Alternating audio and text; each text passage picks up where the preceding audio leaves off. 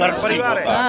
आप लोग क्या कर रहे हैं? हम लोग विजय तिलक करने आए हैं अपने भाइयों को, सारे अपने किसान भाइयों को आज, क्योंकि ये बहुत बड़ी, बहुत सह सम्मान जो जीत मिली है हमारे सभी भाइयों को, उसका जश्न आज हम मना रहे हैं इनको विजय तिलक करके। तो आप कहाँ से हैं? हम यहीं से हैं, गाजियाबाद से।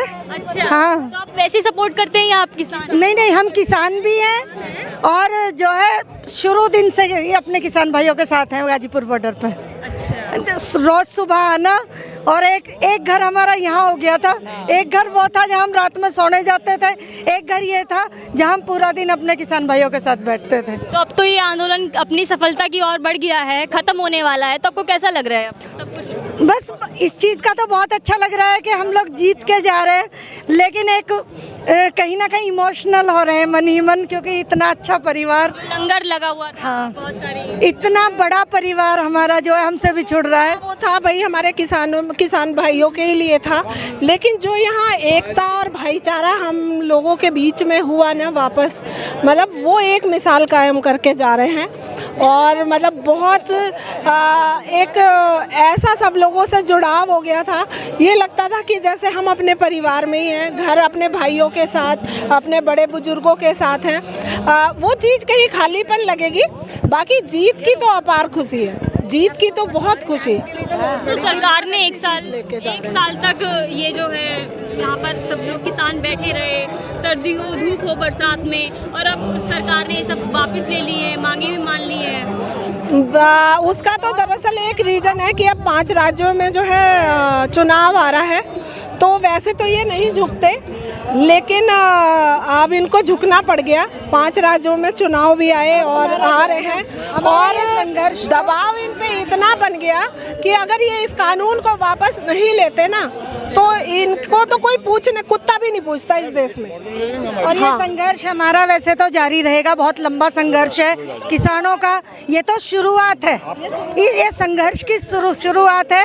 अब लोगों ने देख लिया, पूरी दुनिया ने देखा है कि शांतिपूर्वक जो लड़ाई हमारे किसान भाइयों ने लड़ी है और जीती है, ये एक बहुत ऐतिहासिक जीत है, इसीलिए क्योंकि इतनी शांति से गांधीवादी आंदोलन था ये, क्योंकि अब गांधीवादी आंदोलन उतने समय से हुआ नहीं था, हमारी लाइफ का ये पहला आंदोलन था, क्योंकि हमने वो आज़ादी का आंदोलन नहीं देखा था गांधी जी का, और हमने सिर्फ सुना था कि शांतिपूर्वक जो लड़ाई लड़ी जाती है उसमें इस तरह से जीत मिलती है, इतनी ऐतिहासिक।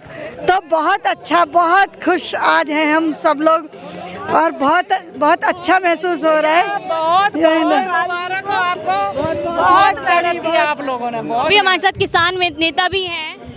सर, आपको कैसा लग रहा है आज? बहुत अच्छा लग रहा है, सभी अपना जो मुकाम पर पहुंचा के संघर्ष को आज सब लोग घर लौटेंगे। यहाँ पर मिठाइयाँ खिलाई जा रही हैं, खुशी का माहौल है। तो सर, आज तो अब ये जो आंदोलन है वो तो अपनी सफलता की ओर मतलब खत्म होने जा रहा है। यहाँ पर मुझे भी टीका लगा दिया गया है। ठीक है बहन जी, बहुत बहुत आपका धन्यवाद। तो सर, जो गोदी मीडिया है, जो जिन्होंने 1 साल तक जो आंदोलन को, मतलब किसानों के आंदोलन को आतंकवादी, खालिस्तानी कुछ कहा, तो उनके लिए आप क्या कहेंगे?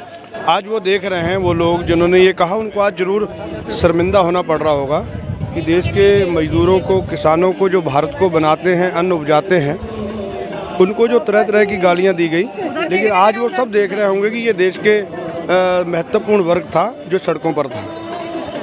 तो अब ये आंदोलन मतलब समाप्ति की ओर है, तो कब तक ये सब? हाँ, आंदोलन अब समाप्त है। तो आशीर्वाद आज, अरे बहनों, आशीर्वाद तो बहनों से लिया जाता है। आशीर्वाद तो है ही। हाँ, ये तो आज सब खुश हैं, अल्टीमेटली आज कुछ कहने को है नहीं। धन्यवाद। तो यहाँ पर आप देख सकते हैं तिलक और ये सब लगाया जा रहा है। तो सर, आपका नाम क्या है?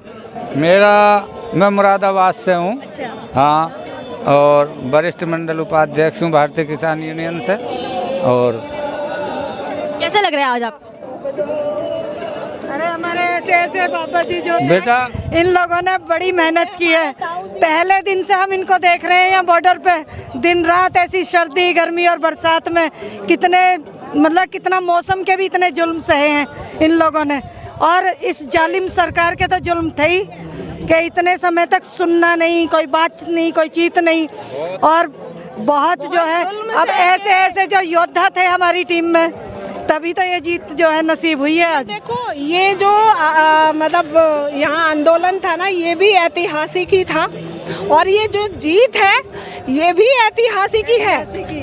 ऐतिहासिक जीत है वो इसलिए कि मोदी जी ने अपने इस कार्यकाल में, जो ये 2 बार इनकी सरकार आ चुकी, इस कार्यकाल में मोदी जी ने किसी की नहीं सुनी।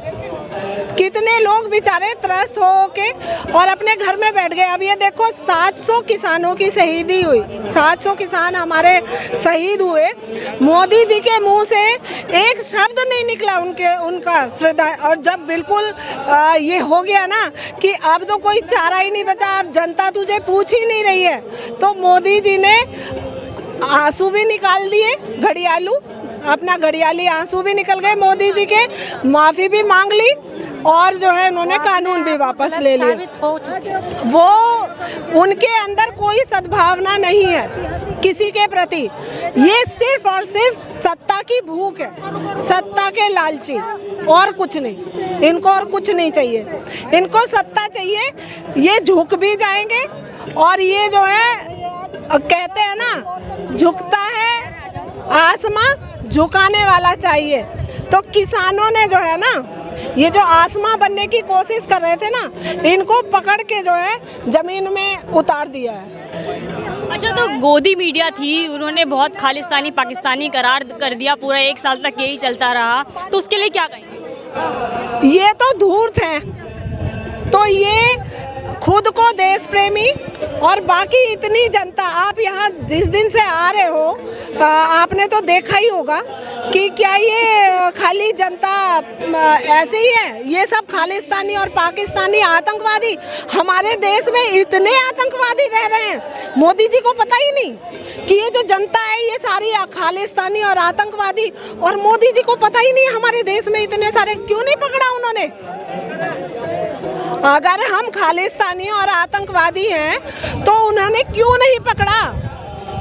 इतने सारे आतंकवादी घूम रहे, इतने सारे खालिस्तानी घूम रहे, उनकी हिम्मत कैसे नहीं? क्या कर रही है उनकी एजेंसियां कि यहाँ तो हर घर में, इसका मतलब खालिस्तानी और आतंकवादी पल रहे हैं। इस देश में तो और कोई है ही नहीं उनके हिसाब से।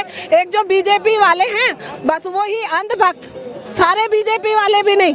अब बीजेपी वालों की भी आंखें खुलने लगी हैं, अब सब इधर उधर भाग रहे हैं। लेकिन कुछ जो अंधभक्त हैं उनके हिसाब से कि खालिस्तानी और आतंकवादी और ये सब बदतमीज लोग हैं, जो मैं तो उन्हें बदतमीज कहूँगी, जिनके अंदर अक्ल नहीं है और दिमाग नहीं दिया जिनके अंदर भगवान ने, वो इस तरह की बातें कर रहे हैं। बाकी अब जनता सब समझ चुकी है, युवा के समझ में भी आ गया है, और सबके समझ, जो इस देश का भविष्य है ना, उसको चौपट करने का काम जो इन्होंने किया है, ये अपनी कब्र खुद खोदने का काम किया है इन्होंने, किसानों को छेड़ के और युवा को छेड़ के। यहाँ 90% लोग जो है किसान हैं, और किसान देश की रीढ़ की हड्डी है। अगर इसको तोड़ने की कोशिश की जाएगी तो चुप नहीं बैठेगा आदमी। ऐसा भी कहा गया कि भाई ये पिज्जा बर्गर खा रहे हैं, ये किसान नहीं, तो मोदी जी काजू की रोटी खाते हैं, किसी ने सवाल उठाया? मशरूम खाते हैं, किसी ने सवाल उठाया? और अगर हम लोगों ने पिज्जा खा लिया, अनाज भी हम ही उगा रहे हैं और पिज्जा भी उसी का बन रहा है, तो ये जुर्म हो गया?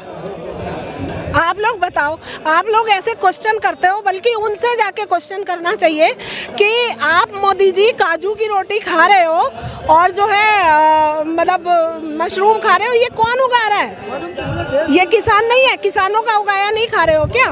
देश की निगाहें लगी हुई है गाजीपुर बॉर्डर पर, किसान आंदोलन की बहुत बड़ी जीत है, क्या कहेंगे इसको कच्छ में? जीत है, दबाव वाली जीत है, क्योंकि जनता इनको ठुकरा दिया है। जनता ने अब 90% जनता इनको ठुकरा चुकी है, ये दबाव में आ चुके हैं। इनको ये लगा कि अब तुम गद्दी तुम्हारी चली जाएगी, अब कोई नया जुमला फेंको कि अरे हमें तो किसान, हम यस एग्जैक्टली।